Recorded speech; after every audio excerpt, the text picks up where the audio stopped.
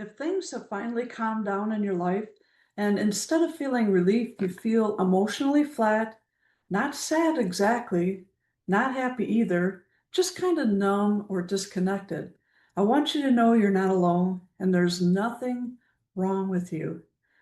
See, this experience is incredibly common for people who've been in long periods of stress, pressure, or emotional survival, especially those who have had to stay strong for a long time. Hi, I'm Janine Naus, and I'm a grief and trauma relief specialist. And this is part of my Healing Steps series, a space created for people who are high functional,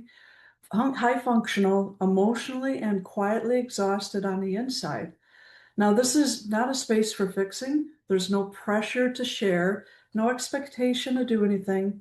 You're just simply welcome to listen. So, today we're talking about why emotional flatness often shows up after things finally calm down. Not during the crisis, but once your nervous system senses that immediate danger is past.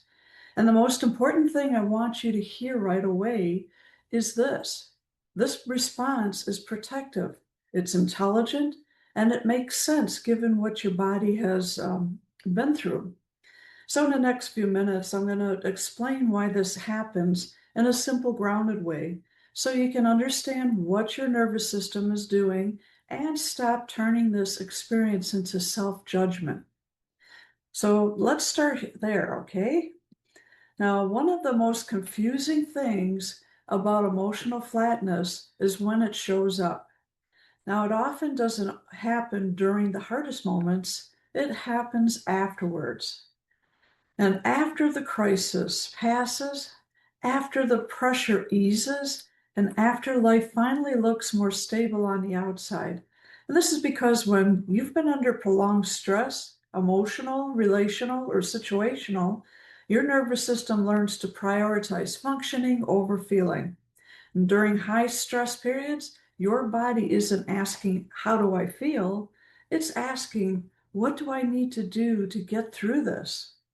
So it dials things down, not just fear or sadness, but pleasure and curiosity and emotional range too.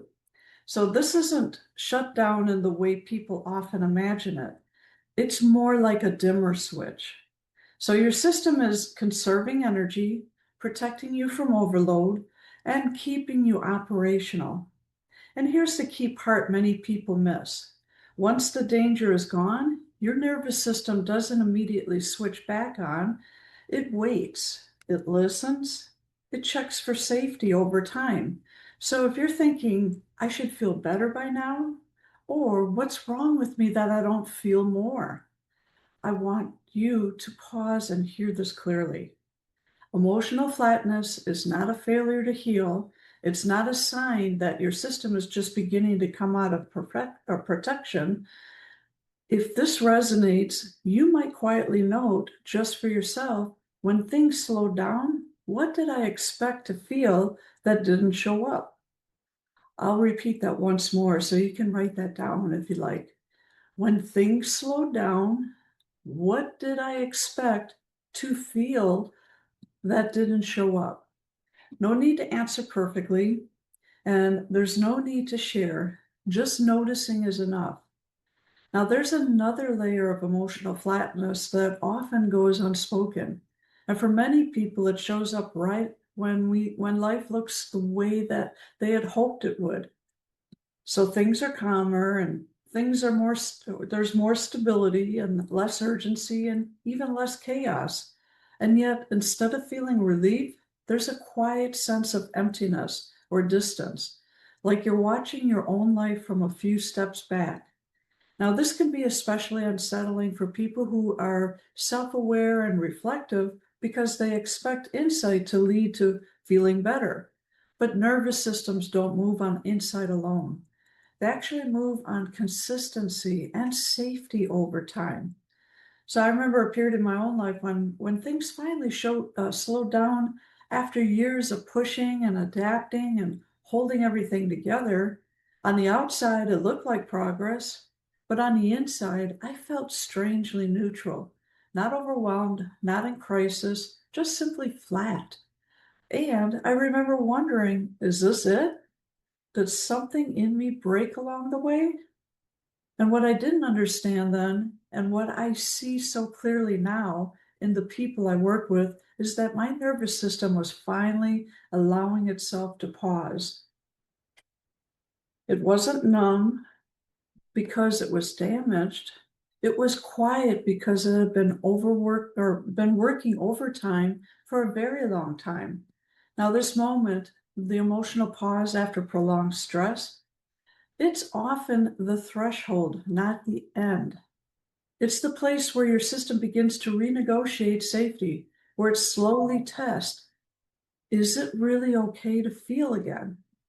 And the most important thing to understand here is this: emotional flatness doesn't mean you're disconnected from yourself. It often means your system is resting before it reopens. Nothing needs to be forced, nothing needs to be pushed. Understanding this alone can reduce a lot of self blame. And when emotional flatness is present, the goal is not to try to feel more. That can actually signal pressure to a nervous system that's just beginning to rest. So instead, we start by reconnecting through neutral sensation, not emotion, not memory, not meaning. Here's a very simple practice you can try, either now or even later. Once or twice a day, pause for about 30 seconds and ask yourself, what did I notice in my body right now without trying to change it? Now, you might notice warmth or coolness, tension or ease, contact with the chair or floor, your breath moving in and out. No analysis, there's no fixing, no expectation. And this helps your nervous system register presence without threat. And over time, that sense of safe presence is what allows emotional range to return naturally and at its own pace. If journaling feels supportive, here's a general reflection you can sit with. If my nervous system could speak right now, what might it be asking for? And I'll repeat that once more so you can write it down if you like. If my nervous system could speak right now, what might it be asking for? Now, you don't need a clear answer. Even uncertainty is information. So this is not about getting it right. It's about listening without pressure. I want to take a moment also to share an additional layer of support I offer for those who feel drawn to more connection without pressure. Once a month, I open what I call a monthly held space session. This is a trauma-informed coaching space. It's a supportive, guided space led through coaching, grounded in nervous system awareness, presence, and choice. It's not any kind of clinical treatment. There's no diagnosis there, and nothing about you needs to be analyzed or fixed. The session is held live on Zoom, and participation is always optional.